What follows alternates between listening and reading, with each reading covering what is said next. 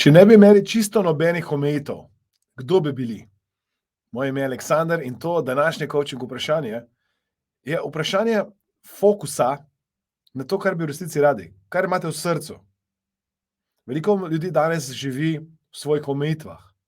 Jih je strah povedati, kaj hočejo, kdo bi radi postali, kaj so njihovi cilji, sanje, želje.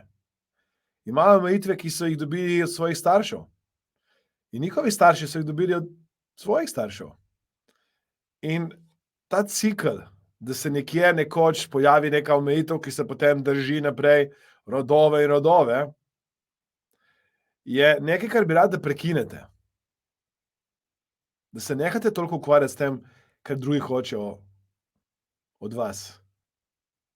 Kdo bi postali, kdo bi bili, kako bi živeli, s kom bi živeli, kje bi živeli, kaj bi počeli v življenju, če ne bi imeli omejitev.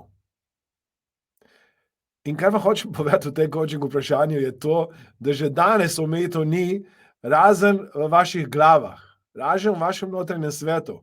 Zakaj ljudje pridejo k nam na delavnice NLP-ja, coachinga, hipnoze? Zakaj?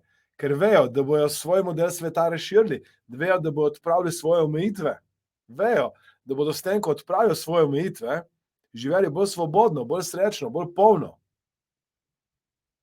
Ključ, ki ga hočem, da danes vzamete s sabo, je, da ko boste te notranje omejitve, ki so samo vam lastne, omejitve vašega notranjega sveta odpravili, boste lahko zaživeli svobodno in polno. Kdo bi bili? Kako bi živeli? Kaj bi počeli? S kom bi preživljali svoj čas? Če bi živeli v svetu, kjer ni omejitev.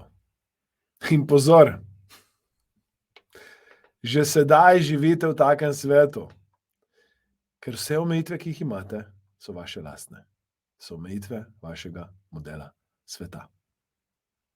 Upam, da je bilo to coaching vprašanje koristno. Kliknite na like, komentirajte, delite.